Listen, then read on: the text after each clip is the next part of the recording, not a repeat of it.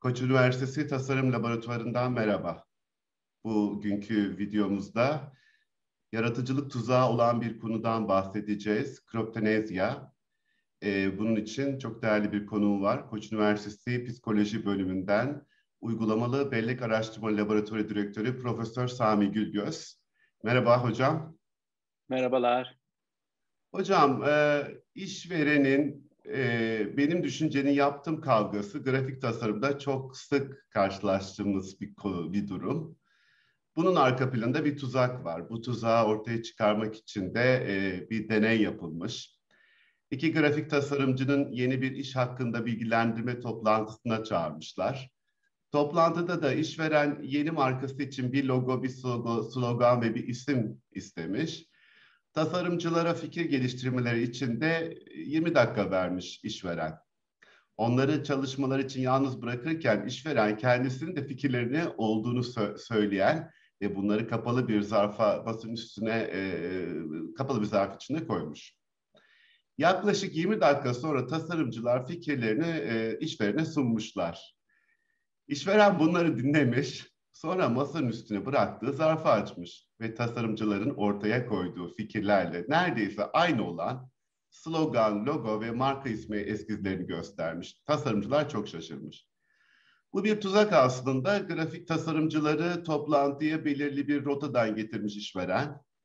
Bu yolda tasarımcıların kendi tasarladığını düşündüğü slogana ait afişler, logoda bulunan detaylara sahip bir dükkan vitrini gibi pek çok görsel kod da var bu rota üzerinde. İşveren de aynı rotadan geçerek gelmiş ve işverenle tasarımcıların fikri sonunda ayrı çıkmış. Şimdi yaratıcılıkta tuzağı olan bu duruma... Sihirbazlık gibi değil mi böyle Evet, birdenbire? Yani nasıl? sihirbazlık gibi. Yaratıcılık tuzağı olan bu duruma psikolojide kriptonezya deniyor. Kriptonezi insan beyninde tam olarak nasıl oluşuyor? Neden daha önce gördüğünü hatırlayarak ilham almak yerine değil de kendi düşünmüş gibi davranıyoruz? Psikoloji bilimi bunu nasıl açıklıyor? Şimdi aslında burada birden fazla mesele söz konusu. Burada söz konusu olan meselelerden ikisinden söz etmek istiyorum. Bu özellikle senin verdiğin örnekten yola çıkarak. Yani burada bir tanesi şeyin e, hafıza kaynağı ya da kaynak hafızası olarak adını verdiğimiz şey, yani kafamızda bir düşünce beliriyor fakat bu düşüncenin kaynağından tam olarak emin olamayabiliyoruz. Yani hatta şöyle söyleyeyim, kaynağının belirli bir kaynak olduğunu düşünüp aslında başka bir kaynaktan gelen bilgiyi o birinci kaynaktan geldiğini düşünerek ortaya koyuyoruz. Yani bunun çok basit bir örneği işte bir şeyi hani arkadaşım söylemişti bana ama doktor söyledi diye hatırlıyorum. Yani bu çok önemli bir şey. Çünkü kalkıp da işte her sabah kalkıp da şu vitamini al, tavsiye ederim türünde bir şey söyleyenin uzman bir doktor mu yoksa komşun mu olduğu ve komşunun da doktorlukla, tıpla bir ilişkisi olmaması çok önemli bir mesele. Yani kalkıp Evet. da daha hani inanılırlığı ona göre değişecek bir kavram bu. Bazen kendimiz Dolayısıyla yaşamış gibi de anlatabiliyoruz, değil mi? Böyle şeyler de oluyor. evet, tabii. Tabii yani şimdi sonuçta ben kalkıp da bunu nereden duyduğumu bilmek durumundayım ama bazen bilmiyorum. Yani tamamen karıştırıyorum kaynağının ne olduğunu. Bunun bir örneği de ben mesela çok sık yaşıyorum. İşte sabah kalktım diyelim, daha yataktayım, e-maillerime falan bakıyorum.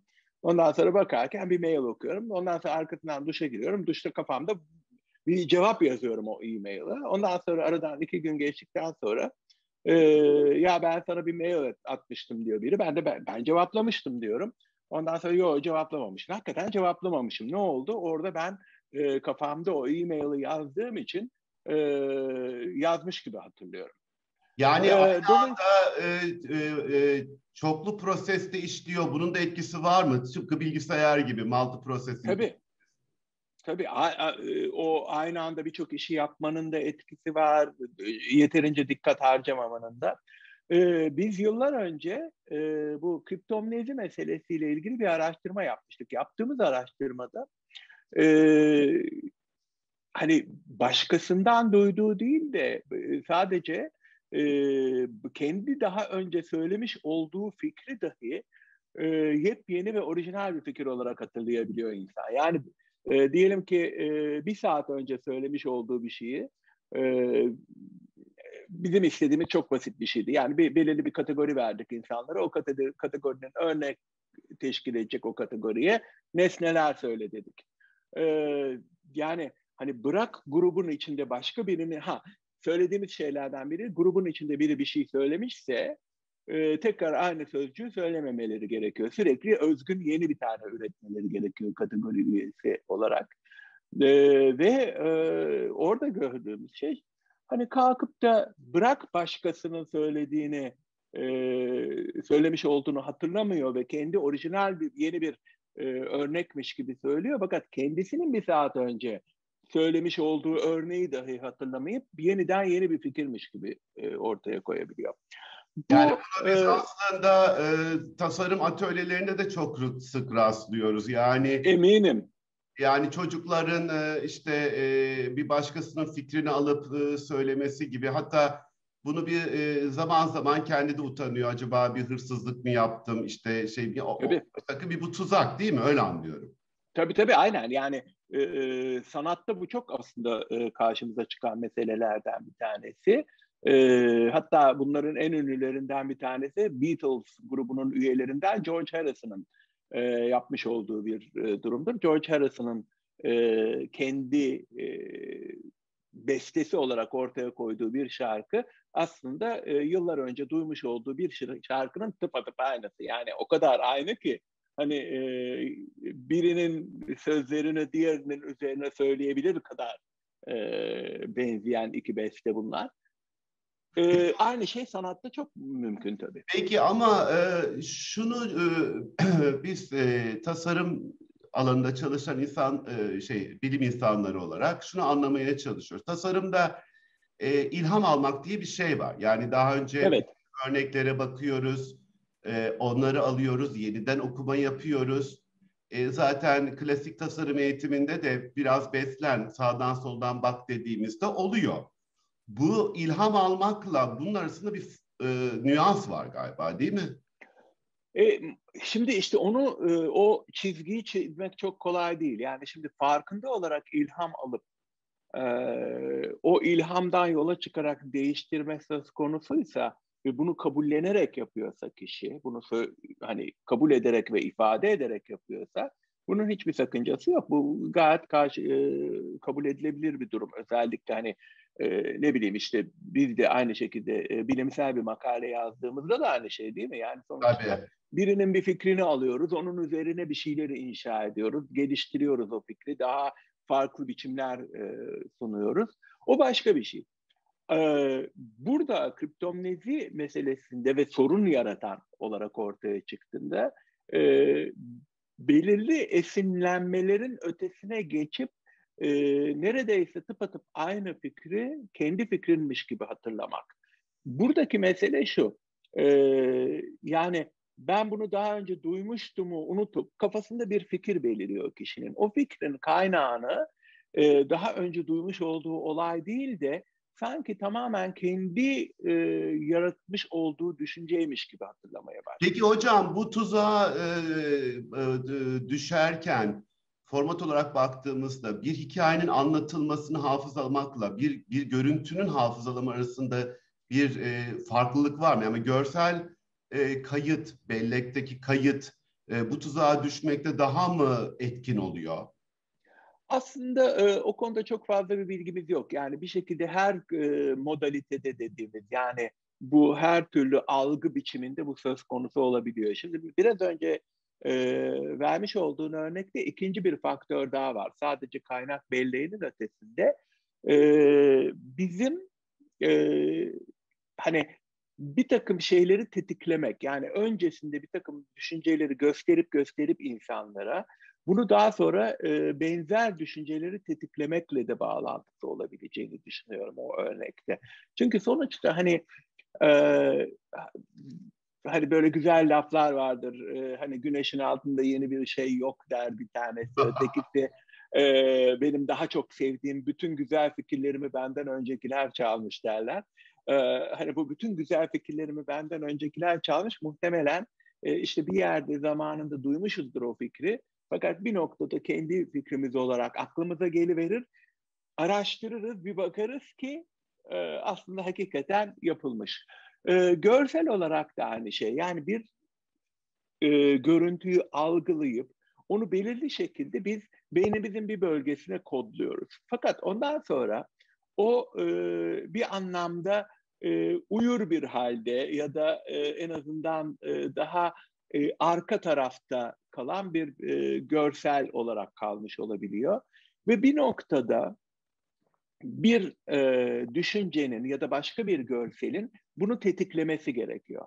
Ve muhtemelen hani yine tekrar verdiğin örneğe dönersek yani orada işte verilen fikirler, söylenen sözler, önceden gösterilen e, başka ne bileyim görüntüler, bunların hepsi bu arka planda epeydir tekrar edilmemiş, epeydir hatırlanmamış ama uyur halde duran o görüntüyü yeniden hayata geçiriyor.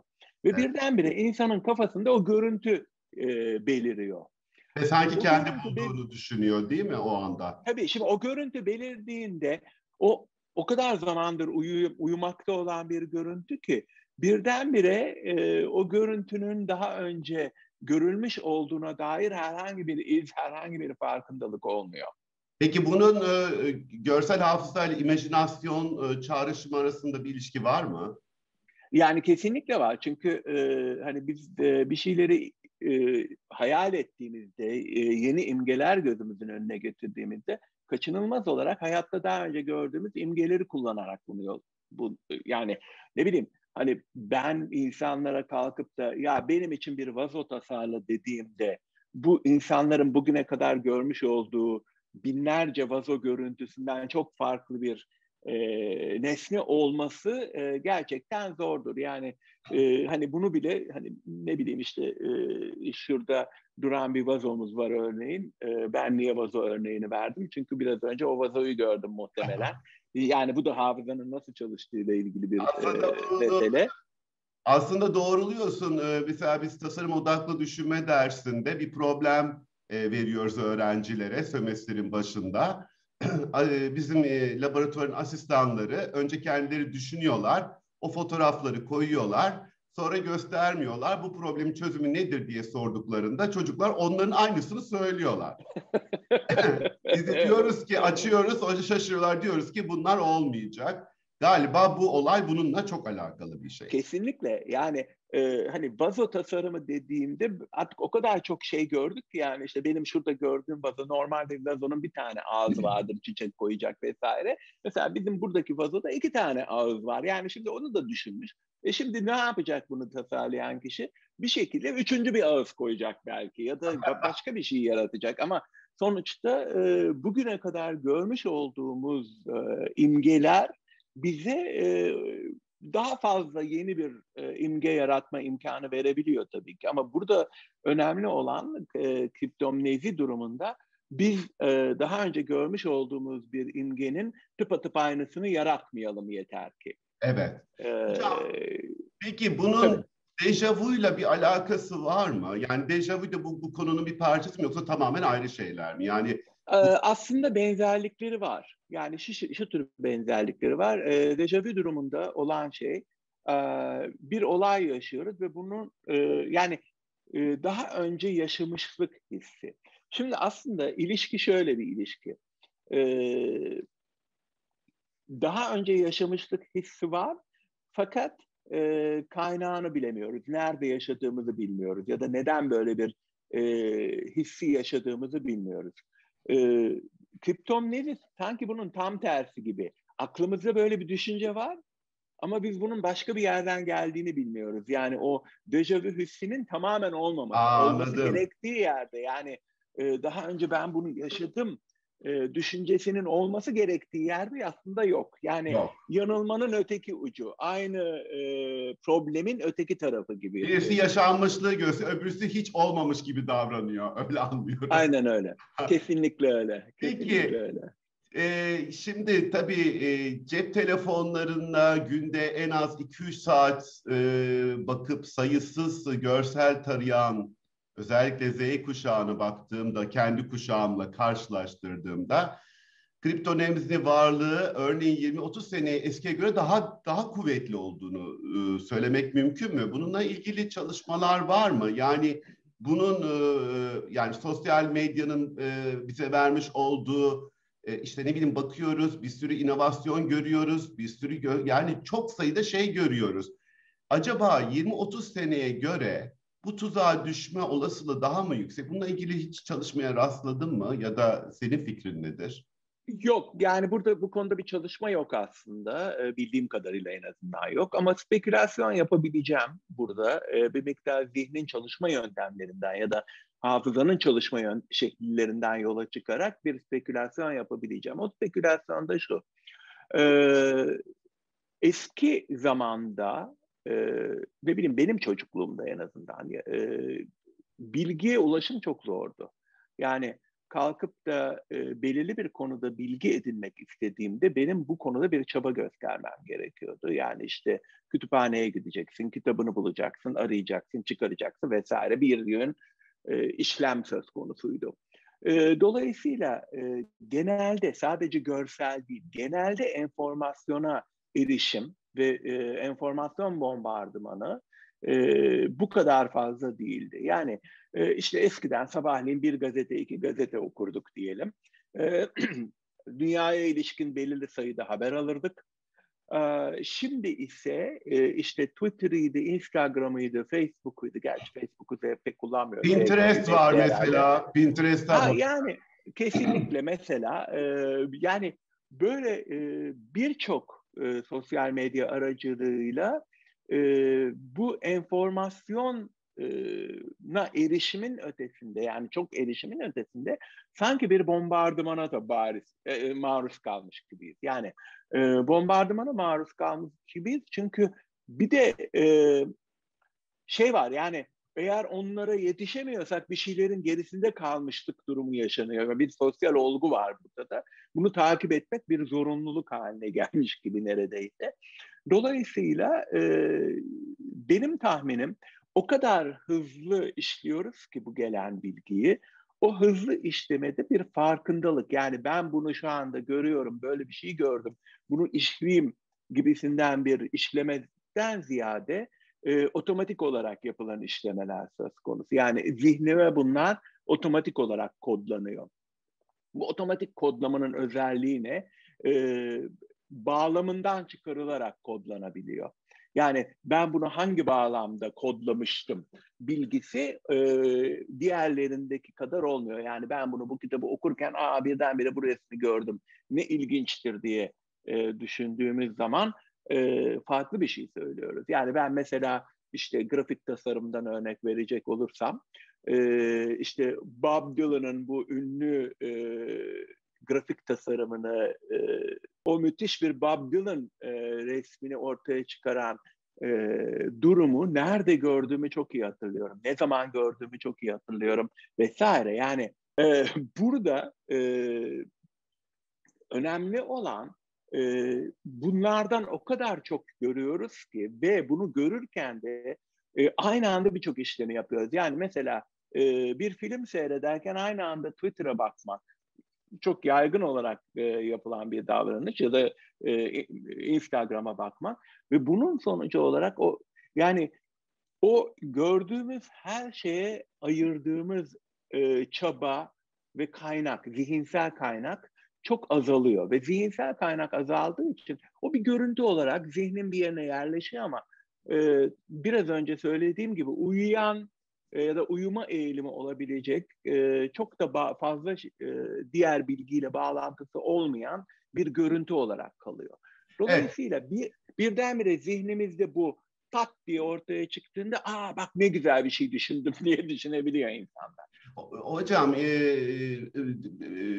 benim bildiğim yanlış biliyorsam doğru beyin hala bilinmeyen noktaları olan ama bilgisayar belleğiyle de çok benzer Zaten ondan belki de ilham olarak yapılan bir şey.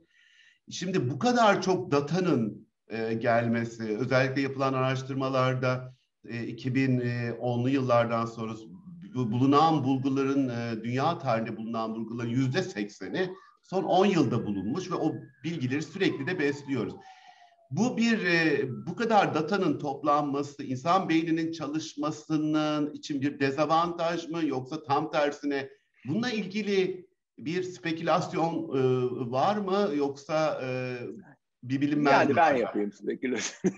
Ben yapayım spekülasyonu. Yani şu aşamada aslında düşündüğün zaman hocam, yani bir insan beynini ele aldığımızda, yani bilgisayar metaforu güzel bir metafor ama yani yetersiz bir metafor olarak ortaya çıkıyor artık. Yani bir bilgisayara veri yüklenmesi ama aynı anda hani bir bilgisayarda tek bir çip var ya da 2 tane çip var. O 2 çip birbirleriyle bir şeyler yapıyorlar falan ama insan zihninde sanki birçok çip var gibi düşünmek gerekiyor. Yani aynı anda birçok şey yapılabiliyor.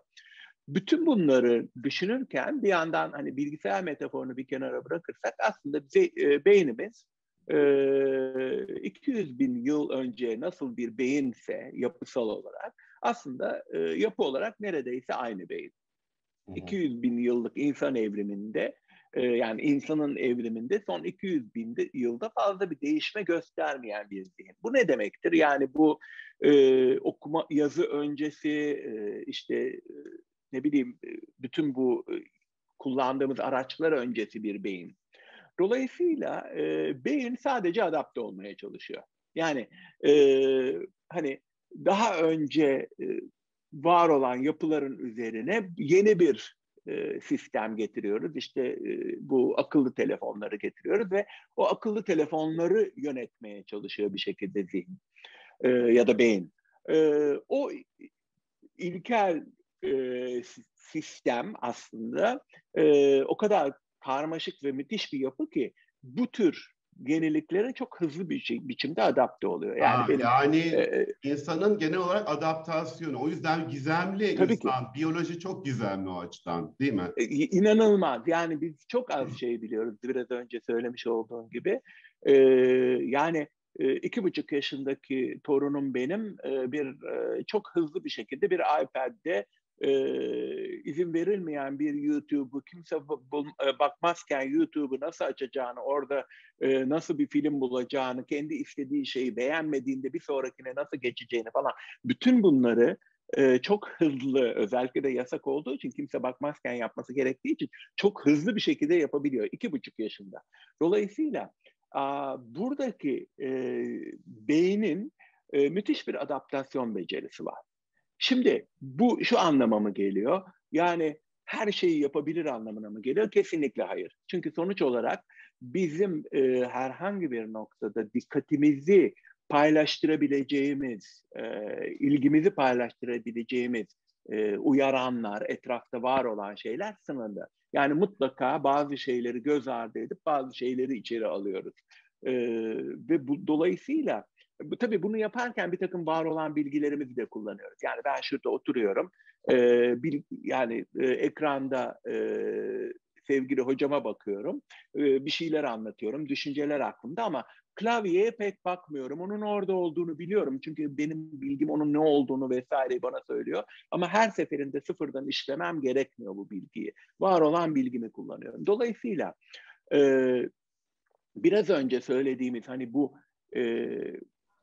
var olan bilgiyi kullanma eğilimi aslında bizim farkında olmaksızın yeni bir düşünce yarattığımızın, yeni bir imge yarattığımızın da nedenlerinden biri olabilir. Çünkü evet, yani sonuç olarak biz bir şey yaratmak için oturduğumuzda dahi farkında olmaksızın geçmişte olan bilgileri aktive ettiğimiz için önümüze kafamızda canlanan biçim ya da nesne tamamen daha önce gördüğümüz bir nesnenin tıpatıp aynısı ya da hafif deformasyona uğramış versiyonu olabilir. Yani ben çok önemli bir şey öğrendim şu anda. Aslında bilgisayar mesela değişmiyor. Yani Eğer 2 yıl makina önümüzdeyse ayna gidiyor. Ama insan beyni duruma ve davranışa göre pozisyon olarak değişebiliyor. O yüzden kuşak farklılıkları oluyor. O yüzden sanat tarihinde bilmem ne kadar farklı stiller ortaya çıkıyor. O yüzden bunun gizemi hala bu şekilde. Yani insan Tabii. beyni duruma göre pozisyon alıyor. Peki örneğin ahtapotların 7 beyni olduğu düşünülüyor. Onlar insana göre daha akıllı olduğu düşünülüyor. Şimdi bu şeyden yola çıkarak 4-5 insan bir araya geldiğinde kolaboratif düşünme yani toplu düşünmenin daha hızlı olabileceğini düşünüyoruz biz tasarımcılar. Bunun bilimsel bir açıklaması var mı? Yani benim hızlı düşünmemi arttıran bir şey mi? Yani bölüyor muyum, parçalıyor muyum ya da tetikliyor muyum? Bununla ilgili öngörün nedir? Görüşün nedir? Şimdi burada farklı dinamikler söz konusu olabilir. Yani 5 kişi bir araya geldiğinde olan tek dinamik zihinleri bir araya getirme olsaydı belki diyebilirdik ki evet 5 kişinin kafasından daha iyi fikirler çıkar. Fakat ne yazık ki 5 kişi bir araya geldiğinde ortada birçok etkileyen var. Yani işte ne bileyim hiyerarşi ilişkisi var, sosyal ilişkiler var, diğer kaygılar var, duygusal kaygılar var. Yani Rekabet ortada çok var. rekabet var kesinlikle. Çok iyi söyledin. Yani burada kalkıp da tek bir dinamikle bir olguyu açıklamaktan kaçınmamız gerekiyor. En yaptığımız en büyük hatalardan bir tanesi o. Tek bir açıklama sebebi bulup aman tamam bunu bu açıklıyordur demeye çalışıyoruz. Bu yanlış olur. Dolayısıyla 5 kişi bir araya geldi bir dinamik söz konusu olabilir. Bu dinamiğin içinde bir takım düşüncelerin bastırılması da söz konusudur. Yani ben Oğuzhan hocamın yanında bunu söylemeyeyim güler bana diye korkuyorsam şu anda onu söylemiyorum mesela. Dolayısıyla şimdi burada bizim için çok önemli olan meselelerden bir tanesi bunları ayırmak. Şimdi ahtapot tamamen başka bir şey. Çünkü her ne kadar yani aslında hiçbir şey bilmiyoruz ahtapot hakkında. Herhalde önümüzdeki 20 yılın en büyük araştırma konularından biri olacak ama burada hani gördüğümüz hayvanlarla karşılaştırma yapmanın doğru olmadığı. Çünkü hayvan beyniyle insan beyninin niteliksel olarak sadece niceliksel değil niteliksel Evet. büyük farkları var. Yani kuş beyinli dediğimiz o kuşların aslında çok daha farklı bir yapıya sahip olduğu için inanılmaz şeyler yapabiliyor. Ya da Edinimler insanları farklı değil mi hocam? Edinimler kesinlikle farklı. öyle. Fakat burada biraz önce söylediğin bir şeyin altını çizmek isterim. İnsan zihni evrimsel olarak değişmiyor dedik ama öte yandan da e, edinimlerin farklı olması şöyle. Ben iPad'i hayatımın 50 yaşından sonra, 50 yılından sonra görmüş bir yaratığım. Benim torunum ise 2,5 yaşında, 2 yaşında eline iPad verilmiş bir yaratık. Dünya onun için farklı çalışıyor. Tabii. Dolayısıyla onun beyni farklı bir dünyaya adapte oluyor. Yani hep bu şeyi sorgularım. Mesela nedensellik kavramı. Nedensellik kavramı nasıl ediniliyor? Şimdi benim çocukluğumda bir kapının açılması için insanların o kapıyı itmesi gerekirdi. Nedensellik gayet görünür bir nedensellik. Ama şimdi bir bakıyoruz ki küçücük çocuklar alışveriş merkezlerine gidiyorlar. Kapıya doğru yaklaştıkları zıp diye kapı açılıyor. Şimdi burada nasıl bir nedensellik düşüncesi Evet. gelişiyor çocukta? Aynı şey tasarım içinde söz konusu. Yani e, her genç tasarımcı aslında kendinden önce tasarlananların sırtında yeni bir şeyler yapabiliyor. Yeni bir üretim yapabiliyor. Yani kültürün üstüne Dolayısıyla kültür koyuyor. Var olan kesinlikle öyle. bilgiyi Evet geliştiriyor. kesinlikle ve düşündüğün zaman aslında e, her genç tasarımcı daha uzun bir yüzyılların tasarımının üzerine inşa ediyor. Bir takım şeyler değişmiyor. Yani örneğin işte kapı kolu tasarımı çok fazla değişmiyor. Ne için? Bu iyi çalışan bir yöntem olarak olduğu için belki de. Ya da kapı tasarımı kendiliğinden pek değişmiyor. Bir de metafor var hocam. Yani alıştığımız bir metafor var. Yani o konuda klişeleri bozmayan metaforlar var. Onun yenisini Tabii, ortaya koymak kolay değil. Örneğin dini yapılarda bu çok kuvvetli. Yenisini ortaya koyabilmek kolay değil. doğrudur. Hani Donald Norman'ın falan söylediği şeyler var. Yani bir takım nesneler artık yüzyıllarca çeşitli denemelerden sonra artık ideal biçimini bulmuş gibi gözükür. Yani işte sabun dediğimiz nesne mesela. Yani sabun dediğimiz nesne artık hani elden küçük olacak, kenarları köşeli olmayacak, tercihan yuvarlak olacak ki kolay elde çevirebilsin. Burada sıçrama ne zaman yapılıyor? Sıçrama işte sabunu katı bir nesneden sıvı bir nesneye dönüştürüp pompayla alınabilen bir şeye dönüştürdüğün zaman sıçrama söz konusu olabiliyor. Yani yüzyıllarca o sabun aynı kaldığı ve ben zihnimde sabunu o şekilde düşünmeye devam ettiğim sürece sabun aynı kalmaya devam edecektir. Çünkü bu hakikaten çok doğru bir yapıdır sabun için. Tekrar başa dönecek olursak, sosyal medyaya maruz öğrencilerde bu blokajı kırmak için kullandığımız klasik metodu artık gerçekten işlemiyor. Yani ütü dediğimiz zaman bildiğimiz ütüyü çiziyor. Dolayısıyla biz onlara affordance'ı bul diyoruz. Yani ütü değil de düzeltmeye bak diyoruz. Arka planındaki işte buzdolabı değil de saklama, soğutma ünitesi de demelerini istiyoruz. Fakat bunu gene de çok kıramıyoruz. Şimdi bu kadar sosyal medyaya maruz öğrencilerde kriptonemizliğin önüne geçecek etkin deneyler yapılıyor mu? Yani bu konuda acaba bunun önüne nasıl geçilebilir? E, Böyle bir şey yapılıyor mu ya da yapılması zor mu? Aslında çok zor yapılması. Bu daha çok sözel düzeyde yapılıyor. Sözel düzeyde ya da görüntüyü örneğin işte burada çok önemli bir mesele var. Mesela diyelim polis. Polis bir yerde bir kişinin suç işlediğine tanık oluyor ve ondan sonra fakat kaçırıyor elden. Daha sonra önüne resimler çıkıyor ve o resimler arasından o kişiyi seçebilmesi gerekiyor. Bu önemli bir gündelik mesele. Fakat o kişiyi seçerken yanına yanlışlıkla işte kız kardeşinin lise arkadaşının resmi de gelirse o kişiyi seçme olasılığı da yükseliyor. Çünkü nedir? Tanıdık bir sima. Ha bu da tanıdık, bu da tanıdık.